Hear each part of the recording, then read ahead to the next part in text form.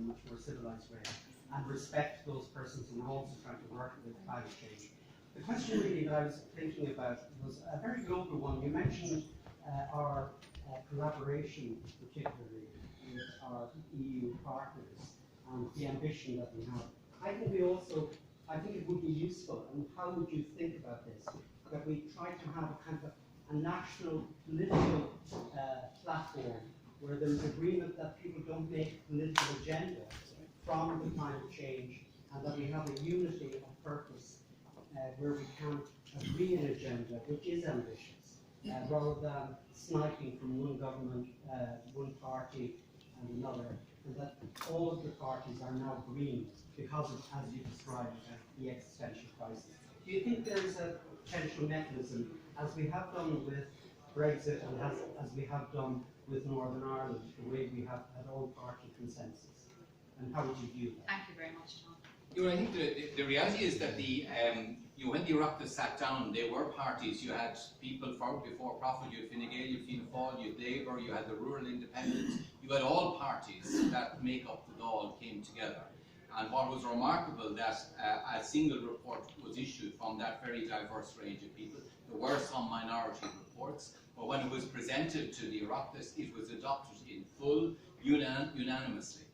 Now, you can say that the content of that report didn't spell out the full pathway, but it did show that there was a very high level of consensus around setting carbon budgets, having direct responsibility sector by sector, requiring the science, and in particular the Climate Advisory Committee, to be given higher status so that the scientific advice was laid out plainly, and if government was not accepting that it will be visible, there will be a comply or explain.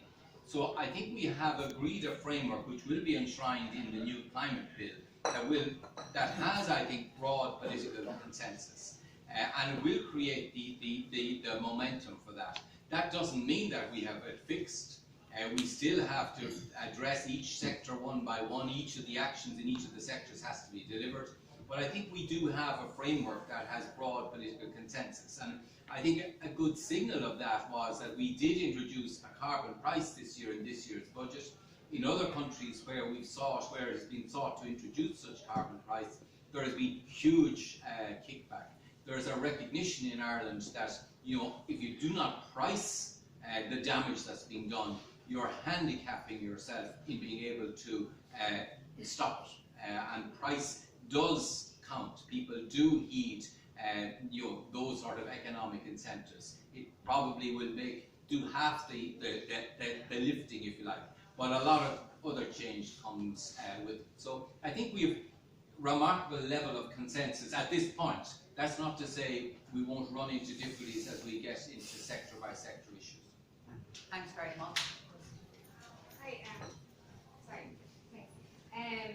Can you say your name? I'm Rachel.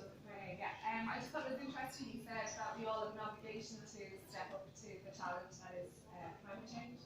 And given the Fine Gael have been in government for the past 8 years and have not stepped up to the challenge that is climate change, I just think it's interesting that you would put the blame back on individuals. Can I ask, is there, given that agriculture sector releases something like 33% of all emissions in the country, and our transport sector releases about 20%, can Fine make any commitment to do anything of significance in those two areas, like significantly reducing the dairy herd or free public transport, which I think is just something very basic and something very doable and something that is very necessary. Can I just answer the transport thing for here? Yeah, go. Yeah. I've been at lots of meetings, and we've been very concerned about transport in this area, very interested actually in finding ways of reducing our use of cars and using public transport. And there's been lots of meetings with Bus Connects, as you know.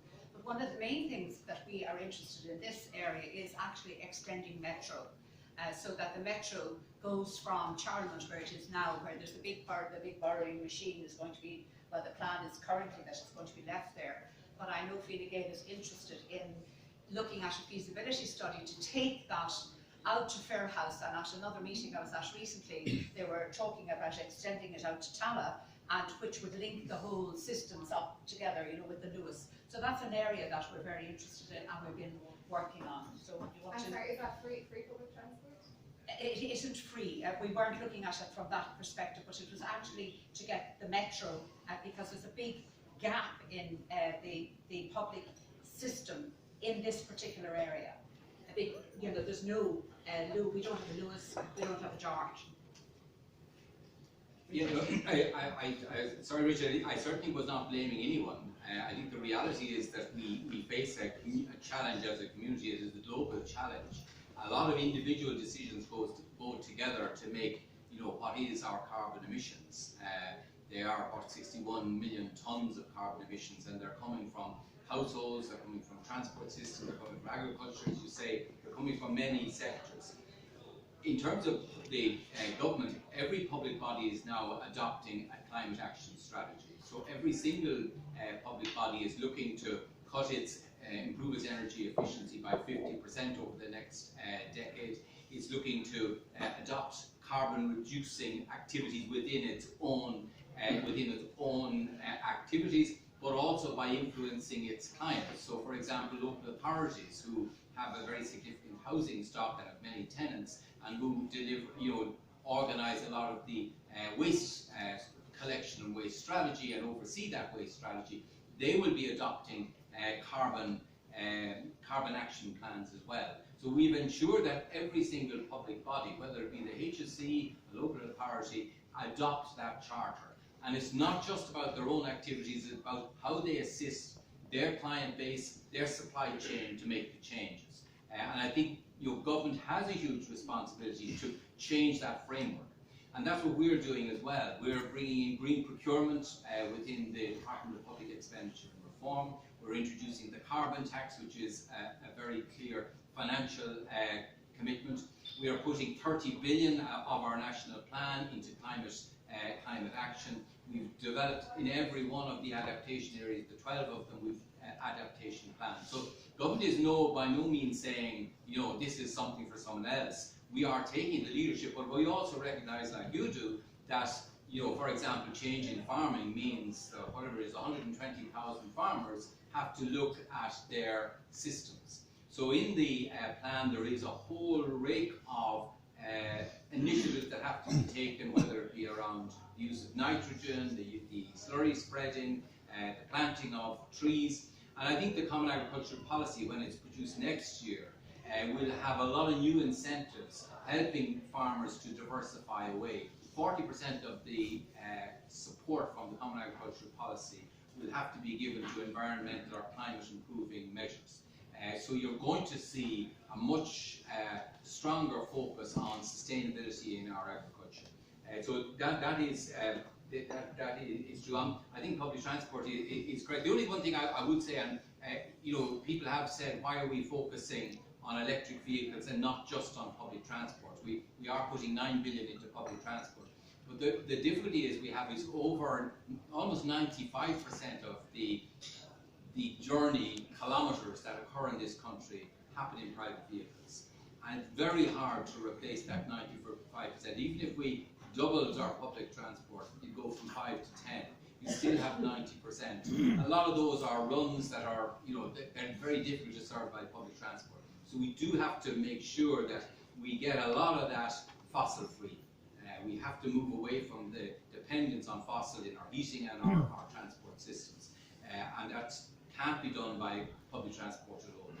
When I asked about the dairy herd, we have not introduced a target on the dairy herd. The dairy herd is, you know, I suppose what we will have to do is adopt the Climate Advisory Council have said, you know, by 2050 we need to adopt a reduction of biogenic methane of between 24 and 47%. So that is that will be the guiding